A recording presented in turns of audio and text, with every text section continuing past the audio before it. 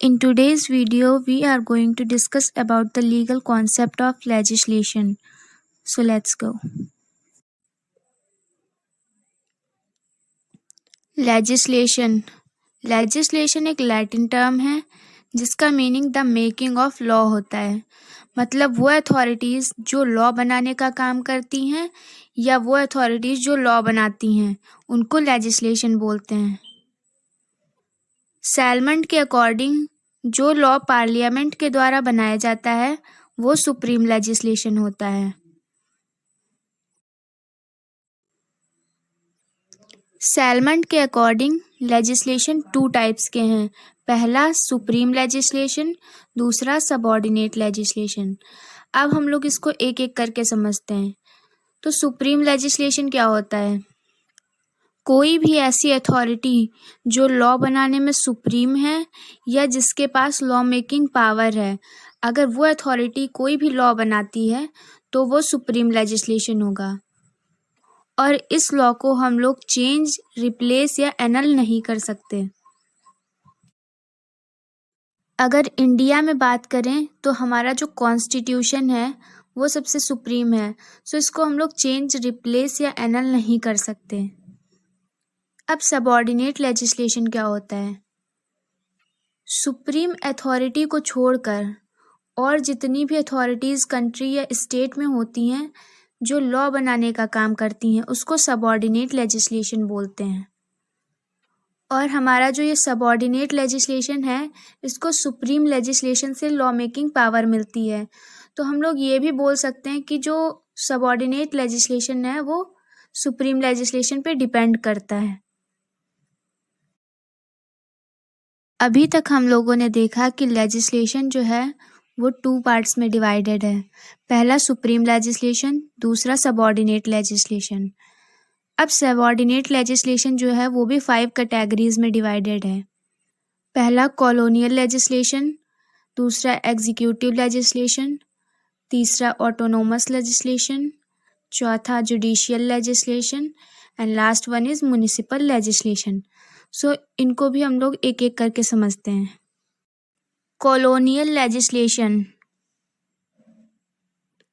British time पे England जो था वो बहुत सारी छोटी छोटी कॉलोनीज में डिवाइडेड था। तो उन कॉलोनीज को रेगुलेट या मैनेज करने के लिए उनको लॉ मेकिंग पावर दी गई थी। मीन्स जो कॉलोनीज थी उनके पास सेल्फ गवर्नमेंट पावर थी। तो वो कॉलोनीज जब लॉ बनाती थी उसी को कॉलोनियल लेजिस्लेशन कहा जाता था। Executive legislation. लेजिस्लेचर का वर्क होता है कि वो लॉ बनाती है और एग्जीक्यूटिव का वर्क होता है उस लॉ को इन्फोर्स करना या एग्जीक्यूट करना। बट कई बार क्या होता है कि लॉ मेकिंग बॉडी जो हमारी है वो अपनी पावर एग्जीक्यूटिव को डेलीगेट कर देती है।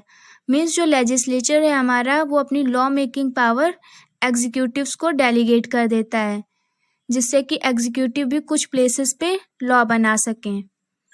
जैसे कि प्रेसिडेंट हमारे जो है वो एग्जीक्यूटिव में आते हैं और इनको लॉ मेकिंग पावर जो है वो आर्टिकल 123 से मिलती है। मीन्स जो इनके पास ऑडियंस मेकिंग पावर होती है वो आर्टिकल 123 से मिलती है।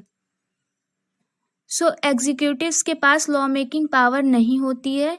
यहाँ पे जो लेजिस्लेटिव है वो अपनी पावर एग्जीक्यूटिव को डेलीगेट कर देता है और वही पावर यूज़ करके प्रेसिडेंट जो है हमारे वो लॉ बनाते हैं और इसी को एग्जीक्यूटिव लेजिस्लेशन बोला जाता है। और इंडिया में एग्जीक्यूटिव लेजिस्लेशन को डेलीगेटेड लेजिस्लेशन कहा जाता है। Autonomous legislation. ऑटोनॉमस लेजिस्लेशन क्या होता है? Autonomous bodies like university, church, corporations, जब ये अपने प्रोसीजर को रेगुलेट करने के लिए लॉ बनाती हैं तो उसको ऑटोनॉमस लेजिस्लेशन बोला जाता है। जैसे कि हमारी दिल्ली यूनिवर्सिटी हो गई, इलाहाबाद यूनिवर्सिटी हो गई, लखनऊ यूनिवर्सिटी हो गई, इनके एक अलग एक्ट हैं जिससे इनका पूरा प्रोसीजर गवर्न होता है, उसी को ऑटोनॉमस लेजिस्लेशन बोला जाता है। Judicial legislation. When judiciary or court makes law for regulation of their own procedure, it's called judicial legislation.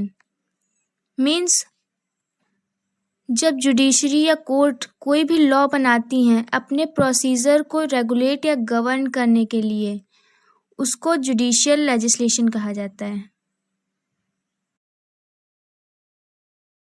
Municipal legislation,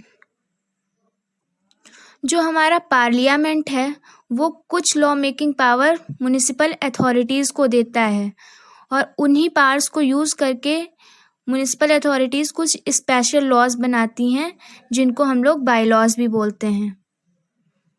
जैसे कि इंडिया में अगर बात करें तो नगर निगम है. नगर निगम अगर कोई भी लॉ बनाएगी तो वो म्युनिसिपल लेजिस्लेशन के अंडर में आएगा और इसी प्रोसेस को हम लोग म्युनिसिपल लेजिस्लेशन कहते हैं.